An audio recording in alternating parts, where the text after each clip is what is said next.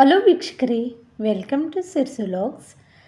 ಮೊನ್ನೆ ನಾವು ನಿಂಬೆಹಣ್ಣಿಂದ ರಸನ ತೆಗೆದು ಸ್ಟೋರ್ ಮಾಡ್ಕೊಳ್ಳೋದು ಹೇಗೆ ಅಂತ ತೋರಿಸಿದ್ದೆ. ನಿಂಬೆಹಣ್ಣನ್ನು ತಿಂಗಳನ್ಗಟ್ಟಲೆ ಹೇಗೆ ಸ್ಟೋರ್ ಮಾಡ್ಕೊಳ್ಳೋದು ಅಂತ. ಅದೇ ನಿಂಬೆಹಣ್ಣನ್ನು ರಸ ತೆಗೆದಿರ್ತಕ್ಕಂಥ ಹೋಳುಗಳಿಂದ ನಾನು ಒಂದು ಫ್ಲೋರ್ ಕ್ಲೀನರನ್ನು ಸಹ ರೆಡಿ ಮಾಡಿದ್ದೆ. ಅದು ಯಾವ ರೀತಿ ಮಾಡೋದು ಅಂತ ಇವತ್ತು ಈ ವಿಡಿಯೋಲ್ಲಿ ನಿಮಗೆ ಹೇಳ್ಕೊಡ್ತೀನಿ. ನಿಂಬೆ ಹೊಟ್ಟುಗಳನ್ನು ಬಿಸಾಕ್ದಿರ ನಾವು ಸ್ಟೋರ್ ಮಾಡಿಕೊಂಡ್ರೆ ಒಳ್ಳೆ ಫ್ಲೋರ್ ಕ್ಲೀನರು. ಹಾಗೆ ಪಾತ್ರೆ ತೊಳೆಯೋಕ್ಕೆ ಈ ತಾಮ್ರದ ಪಾತ್ರೆಗಳೆಲ್ಲ ತುಂಬ ಈಸಿಯಾಗಿ ನಾವು ಅದಕ್ಕೂ ಒಂದು ಪೇಸ್ಟನ್ನು ರೆಡಿ ಮಾಡ್ಕೋಬಹುದು. ಮೊದಲಿಗೆ ನಾನಿಲ್ಲಿ ಬಿಸಿ ನೀರನ್ನು ಕಾಯಿಸ್ಕೊತಾ ಇದ್ದೀನಿ, 1-2 ಲೋಟದಷ್ಟು. ಅದಕ್ಕೆ ಈ ಹೊಟ್ಟುಗಳನ್ನೆಲ್ಲ ಸೇರಿಸಿ ಚೆನ್ನಾಗಿ ಕುದಿಸ್ಕೋಬೇಕು. ನಾವು ಸುಮಾರು ಸಲ ನಿಂಬೆಹಣ್ಣುಗಳನ್ನು ತಂದಾಗ ಹೊಟ್ಟುಗಳನ್ನು ಬಳಸೋದೇ ಇಲ್ಲ, ಹಾಗೆ ಕಸಕ್ಕೆ ಬಿಸಾಕ್ಬಿಡ್ತೀವಿ.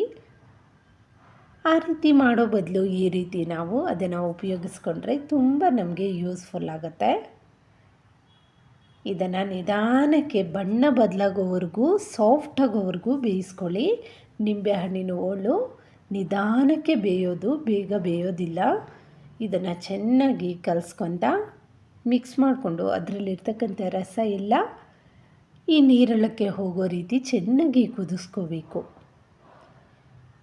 ಇವಾಗ ಇದು ಚೆನ್ನಾಗಿ ಬೆಂದಿದೆ, ರಸ ಎಲ್ಲ ಬಿಟ್ಕೊಂಡಿದೆ. ಇವಾಗ ಇದನ್ನು ಶೋಧಿಸ್ಕೊಳ್ಳೋಣ. ಇದನ್ನು ನೀಟಾಗಿ ಶೋಧಿಸ್ಕೊಂಡು ನೀರು ಸಪ್ರೇಟ್ ಮಾಡಿಕೊಂಡು ಇದನ್ನು ಸಹ ತಣ್ಣಗಾಗೋಕ್ಕೆ ಎರಡನ್ನು ಬಿಟ್ಬಿಡೋಣ. 1 ಅವರ್ ಬಿಟ್ಟರೆ ಇವೆರಡು ತಣ್ಣಗಾಗತ್ತೆ. ಇವಾಗ ಇದನ್ನು ಪಕ್ಕಕ್ಕೆ ಇಟ್ಕೊಂಡು ಈ ಶೋಧಿಸ್ಕೊಂಡಿರ್ತಕ್ಕಂಥ ನೀರಿಂದ ನಾವು ಒಳ್ಳೆ ಕ್ಲೀನರನ್ನು ರೆಡಿ ಮಾಡ್ಕೋಬಹುದು. ಇದಕ್ಕೆ 1 ಸ್ಪೂನಷ್ಟು ಅಡುಗೆ ಸೋಡಾ, 1 ಸ್ಪೂನಷ್ಟು ನಾವು ಪಾತ್ರೆ ತೊಳಿತೀರಲ್ವ, ವಿಮ್ ಬಾರು, ವಿಮ್ ಜೆಲ್ಲು ಯಾವುದಾದ್ರೂ ಆಗಿರಲಿ, ಇಲ್ಲ ಅಂದರೆ 1 ಸ್ಪೂನಷ್ಟು ಶಾಂಪೂನ ತಗೋಬಹುದು. ಇದೆಲ್ಲವನ್ನು ಚೆನ್ನಾಗಿ ಮಿಕ್ಸ್ ಮಾಡಿಕೊಂಡು ಈ ಥರ ಸ್ಪ್ರೇ ಬಾಟ್ಲೊಳಗಡೆ ಇದನ್ನು ಸೇರಿಸ್ಕೋಬೇಕು. ಈ ರೀತಿ ಸೇರಿಸ್ಕೊಂಡ್ರೆ ನಮಗೆ ಸ್ಟವ್ ಎಲ್ಲ ಕ್ಲೀನ್ ಮಾಡ್ಕೊಳ್ಳೋದಕ್ಕೆ ಒಳ್ಳೆ ಕ್ಲೀನರು ರೆಡಿ ಆಗುತ್ತೆ. ಸ್ಟವ್ವು, ಚಿಮಣಿ, ಕಬೋರ್ಡ್ ಮೇಲೆ ಇರ್ತಕ್ಕಂಥ ಜಿಡ್ಡು, ಹಾಗೆ ಎಲ್ಲಾದರೂ ಜಿಡ್ಡಿರಲಿ, ಟ್ಯಾಪು, ಸ್ವಿಚ್ ಬೋರ್ಡು, ಸ್ವಲ್ಪ ಬಟ್ಟೆಗೆ ಅಥವಾ ಟಿಶ್ಯೂ ಪೇಪರ್ ಮೇಲೆ ಹಾಕ್ಕೊಂಡು ಸ್ವಿಚ್ ಬೋರ್ಡೆಲ್ಲ ನೀಟಾಗಿ ಒರೆಸ್ಕೋಬಹುದು. ಜಿಡ್ಡೆಲ್ಲ ಕ್ಲೀನ್ ಆಗುತ್ತೆ. ನಂತರ ನಾವು ಮಿಕ್ಕಿರ್ತಕ್ಕಂಥ ಹೋಳುಗಳಿರುತ್ತಲ್ವ, ಶೋಧಿಸ್ಕೊಂಡಾದಮೇಲೆ ಅದನ್ನು ಒಂದು ಚಿಕ್ಕ ಮಿಕ್ಸಿ ಜಾರಲ್ಲಿ ಸೇರಿಸ್ಕೊಳ್ಳಿ. ಇದರಲ್ಲಿ ಚೆನ್ನಾಗಿ ಅದು ಪೇಸ್ಟ್ ಆಗುತ್ತೆ. ಅದಕ್ಕೆ ಕಲ್ಲುಪ್ಪು ಸಹ 1 ಸ್ಪೂನಷ್ಟು ಸೇರಿಸ್ಕೊಂಡು ಇದನ್ನು ನುಣ್ಣಗೆ ಸ್ವಲ್ಪ ಪೇಸ್ಟ್ ಮಾಡ್ಕೋಬೇಕು. ಈ ರೀತಿ ಪೇಸ್ಟ್ ಮಾಡ್ಕೊಂಡ ನಂತರ ಅದನ್ನು ಸಹ ನಾವೊಂದು ಡಬ್ಬಿಯಲ್ಲಿ ಹಾಕಿ ಫ್ರಿಡ್ಜಲ್ಲಿ ಸ್ಟೋರ್ ಮಾಡಿಕೊಂಡ್ರೆ 4-5 ತಿಂಗಳ ಕಾಲ ನಾವು ತಾಮ್ರದ ಪಾತ್ರೆಗಳು ಅಥವಾ ಹಿತ್ತಾಳೆ ಪಾತ್ರೆಗಳನ್ನು ಆರಾಮಾಗಿ ತೊಳ್ಕೊಬಹುದು. ಒಂಚೂರು ಕಲೆ ಇರಲ್ಲ, ನೀಟಾಗಿ ಕ್ಲೀನ್ ಆಗುತ್ತೆ. ಇಲ್ಲಿ ನೋಡ್ತಾ ಇದ್ದೀರಲ್ಲ, ಇದರಿಂದ ನಾನು ಈ ಥರ ಸ್ಟವ್ ಎಲ್ಲ ಕ್ಲೀನ್ ಮಾಡೋಕ್ಕೆ, ಹಾಗೆ ಮನೆ ಒರೆಸ್ಕೊಳ್ಳೋದಕ್ಕೆ, ಹಾಗೆ ತಾಮ್ರದ ಪಾತ್ರೆಗಳನ್ನೆಲ್ಲ ಕ್ಲೀನ್ ಮಾಡ್ಕೊಳ್ಳೋದಕ್ಕೆ ಎಲ್ಲ ರೆಡಿ ಮಾಡಿಟ್ಕೊಂಡಿದ್ದೀನಿ. ಇದರಿಂದ ನಾವು ಆರಾಮಾಗಿ ಮನೆ ಕ್ಲೀನ್ ಮಾಡ್ಕೋಬಹುದು. ಇವಾಗ ಇದಕ್ಕೆ ಮನೆ ಕ್ಲೀನ್ ಮಾಡ್ಕೊಳ್ಳೋದಕ್ಕೆ 1/2 ಸ್ಪೂನಷ್ಟು ಅರಿಶಿನ ಪುಡಿಯನ್ನು ಸೇರಿಸ್ಕೊಂಡ್ರೆ ಮನೆ ಶುದ್ಧವಾಗಿ ಕ್ಲೀನ್ ಆಗುತ್ತೆ. ಶುಕ್ರವಾರ, ಮಂಗಳವಾರ ಹೊತ್ತು 1 ಬಕೆಟ್ಗೆ ಇದು 1 ಸ್ಪೂನಷ್ಟು ಹಾಕ್ಕೊಂಡು, ಇಲ್ಲ 1 ಮುಚ್ಚಳದಷ್ಟು ನೀರಿಗೆ ಸೇರಿಸ್ಕೊಂಡು ನೀಟಾಗಿ ಮನೇನ ಒರೆಸ್ಕೋಬಹುದು. ಇದನ್ನು ಅರಿಶಿನ ಪುಡಿ ಸೇರಿಸಿದ ಮೇಲೆ ಚೆನ್ನಾಗಿ ಮಿಕ್ಸ್ ಮಾಡಿಕೊಂಡು ಇದನ್ನು ಸಹ ಫ್ರಿಡ್ಜಲ್ಲೇ ಇಟ್ಕೋಬೇಕು. ಔಟ್ಸೈಡ್ ಎಲ್ಲ ಸುಮಾರು ದಿನಗಳ ಕಾಲ ಬರೋದಿಲ್ಲ. ಫ್ರಿಡ್ಜಲ್ಲಿ ಇಟ್ಕೊಂಡ್ರೆ ನಾವು 1-2 ತಿಂಗಳ ಕಾಲ ಆರಾಮಾಗಿ ಬಳಸ್ಕೋಬಹುದು. ಇದನ್ನು ಸಹ ಇವಾಗ ನೋಡಿ ಇದರಿಂದ ಸ್ಟವನ್ನು ಯಾವ ರೀತಿ ಕ್ಲೀನ್ ಮಾಡೋದು ಅಂತ ಹೇಳ್ಕೊಡ್ತೀನಿ. ನಾವು ಅಡುಗೆ ಮಾಡಿದ ತಕ್ಷಣ ಈ ರೀತಿ ಸ್ವಲ್ಪ ಸ್ಪ್ರೇ ಮಾಡಿಕೊಂಡು ಒಂದು ಬಟ್ಟೆಯಿಂದ ನೀಟಾಗಿ ಸ್ಟವನ್ನು ಒರೆಸ್ಕೊಬಿಟ್ರೆ ಸ್ಟವ್ವು ಪಳಪಳ ಅಂತ ಹೊಳೆಯುತ್ತೆ. ಹಾಗೆ ಜಿರಳೆಗಳೆಲ್ಲ ಸ್ಟವ್ ಕೆಳಗಡೆ ಬರೋದಿಲ್ಲ. ಇರುವೆ, ಜಿರಳೆ ಈ ಥರ ಕೀಟಗಳೆಲ್ಲ ಬರೋದಿಲ್ಲ. ಹಾಗೆ ಜಿಡ್ಡು ಸಹ ಒಂಚೂರು ಇರೋದಿಲ್ಲ, ನೀಟಾಗಿ ಬಿಡುತ್ತೆ ಸ್ಟವ್ವು. ಈ ರೀತಿ ನಾವು ನಿಂಬೆಹಣ್ಣನ್ನು ಹೋಳುಗಳನ್ನೆಲ್ಲ ಶೇಖರಣೆ ಮಾಡಿಟ್ಕೊಂಡು ಒಂದು ಸತಿ ಈ ಥರ ಸ್ಪ್ರೇ ಮಾಡಿಟ್ಕೊಂಡ್ರೆ ಒಂದು 2-3 ತಿಂಗಳ ಕಾಲ ಆರಾಮಾಗಿ ಇದನ್ನು ಬಳಸ್ಕೋಬಹುದು. ಇದನ್ನು ಕ್ಲೀನಾಗಿ ಟೈಲ್ಸ್ ಮೇಲೆ ಹಾಗೆ ಸ್ಟವ್ ಕೆಳಗಡೆ ಎಲ್ಲ ನೀಟಾಗಿ ಕ್ಲೀನ್ ಮಾಡ್ಕೋಬಹುದು.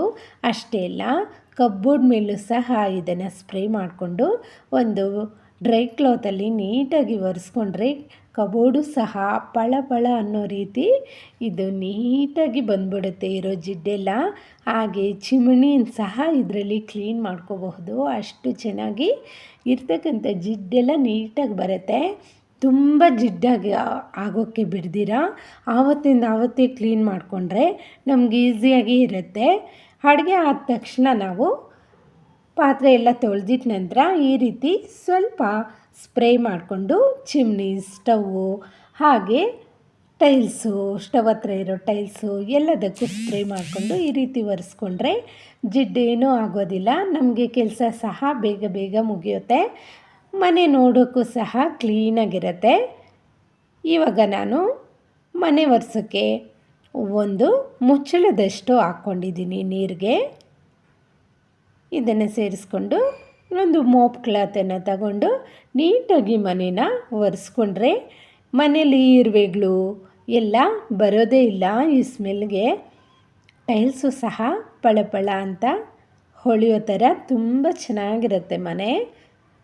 ಹಾಗೆ ತಾಮ್ರದ ಪಾತ್ರೆ ತೊಳ್ಕೊಳ್ಳೋದಕ್ಕೆ ಈ ನಿಂಬೆಹಣ್ಣನ್ನು ಪೇಸ್ಟ್ ಮಾಡಿಟ್ಕೊಂಡಿದ್ರಲ್ಲ ಹೋಳನ್ನು, ಅದನ್ನು ಸ್ವಲ್ಪ ತಗೊಂಡು ಅದ್ರ ಜೊತೆ ಸಬೀನ 1 ಸ್ಪೂನಷ್ಟು ತಗೊಂಡಿದ್ದೀನಿ.